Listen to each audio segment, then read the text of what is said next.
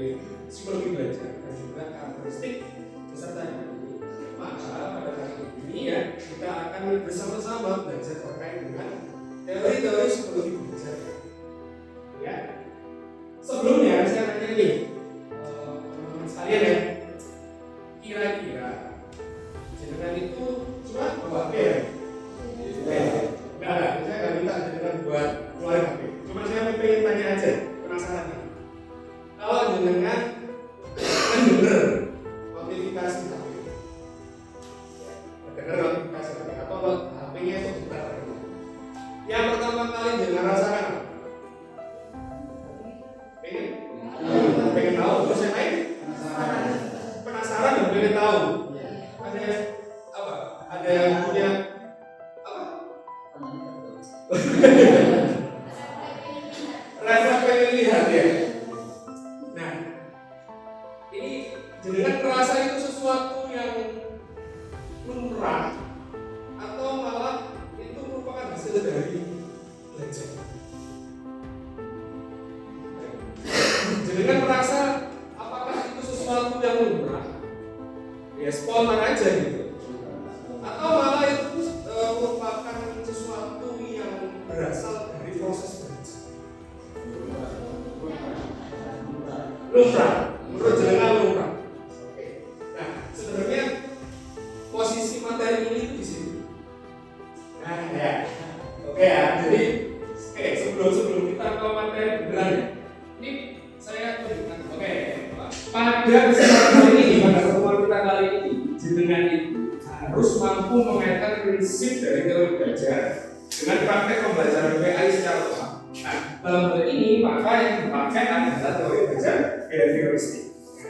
Ini saya tunjukkan aja bahwa setelah pertemuan ini harapannya adalah memang jenengan mampu untuk mengaplikasikan ini atau seenggaknya memiliki pemahaman ini. Nah, ada 3 indikator yang saya tetapkan. Ya, yang pertama adalah mampu menjelaskan konsep. Nah, kita nanti ngomongin banyak konsep ya. Terus habis itu mengidentifikasinya. Jadi nanti kita itu akan belajar 3 teori. Yang pertama itu sama pakai teori behavioristik juga. Yang pertama teorinya classical conditioning, baik open teori. Terus yang kedua kita belajar juga terkait dengan teori belajarnya Thorndike, Edward Thorndike. Terus yang ketiga kita belajar sama yang namanya Burbus Skinner. Nah, terus yang ketiga kita coba nih mengaplikasikan itu pada pembelajaran PAI di indikator. Nah, ini sebelum ke materi yang sebenarnya, bisa minta tolong diskan? Ya, saya ingin tahu opininya aja ya. Jangan dimasuk linknya, tapi jangan diapa-apain dulu. Ya, habis masuk ke linknya, tapi jangan apa-apain.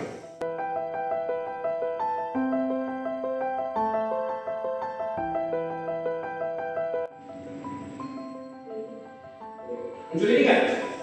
Di HP-nya jenengan. Apa yang Anda rasakan saat mendengar bunyi notifikasi HP? Nah, tolong isikan perasaannya jenengan ketika ada notifikasi HP yang muncul. Tergantung notifikasinya. Ya, balik.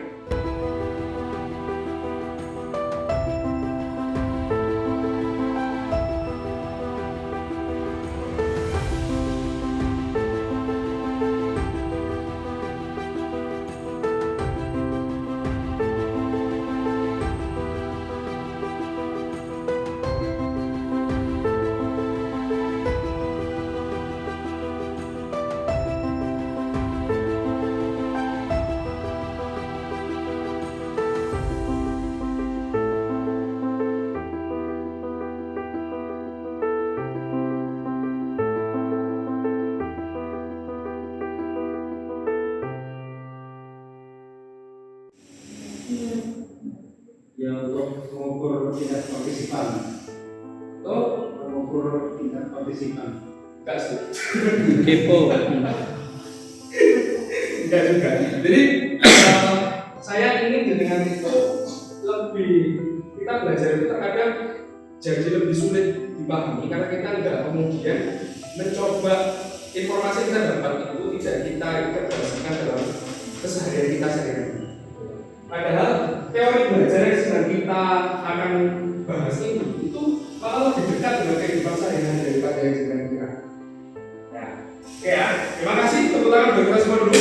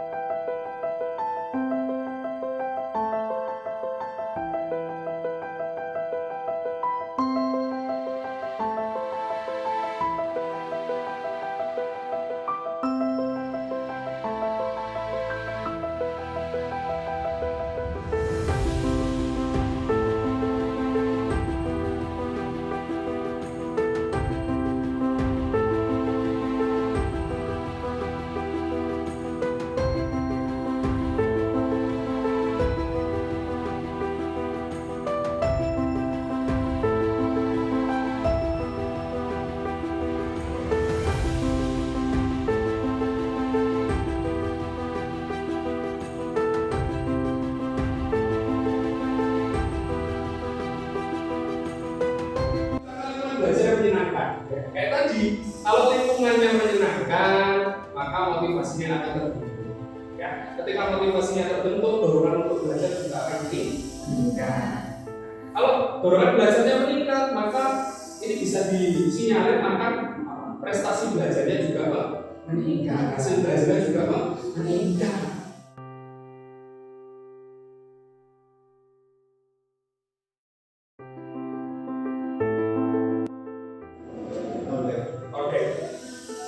Siapa dia? Nah ini baru psikolog. Dia emang psikolog, lahir di tahun 74, ya, wafat di tahun 49.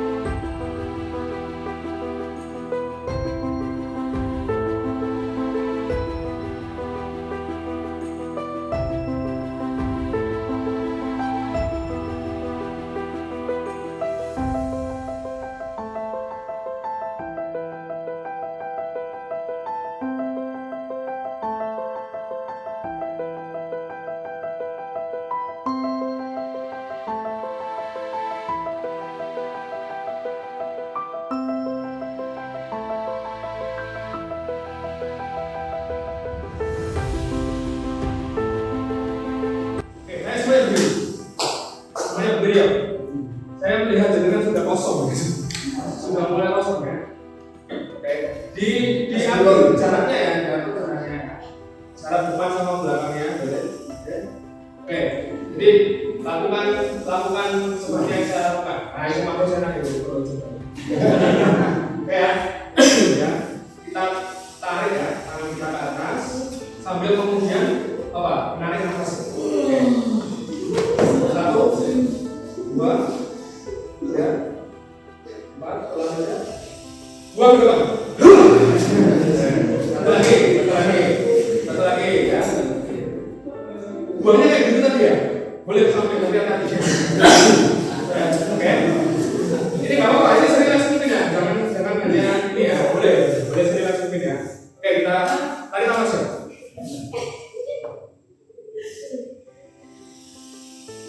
Buang. Oke, sekali lagi. Ayo. 1, 2, ayo.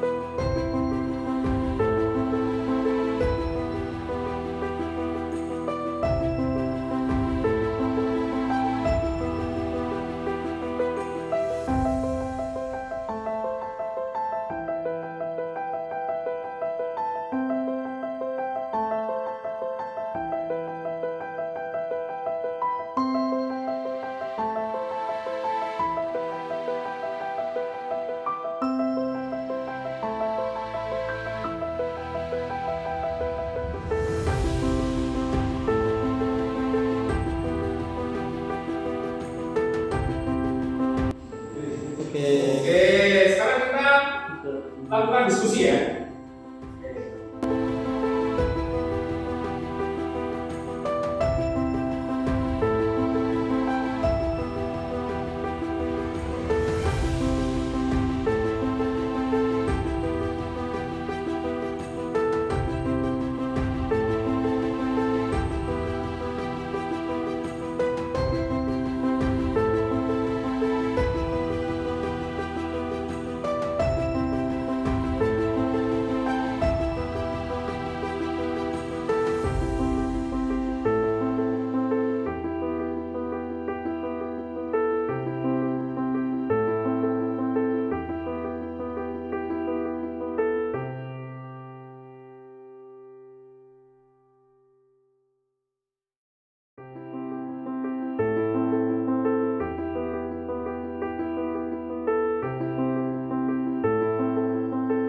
Yang kedua, menghargai proses kegagalan. Gagal itu tidak masalah gitu ya. Jadi gagal itu bukan sesuatu yang perlu Disesali. sesali secara berlebihan.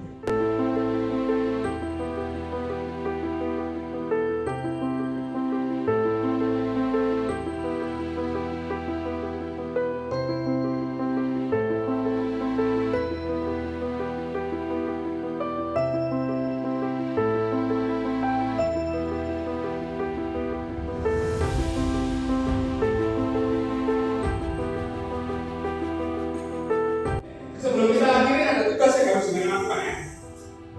Tugasnya udah kok. Nah ini ya.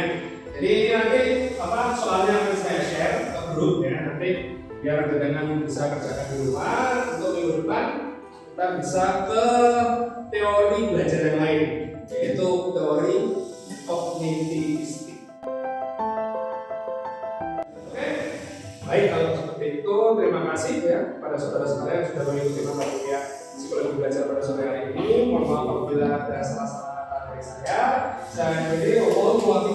Wassalamualaikum warahmatullahi wabarakatuh. Waalaikumsalam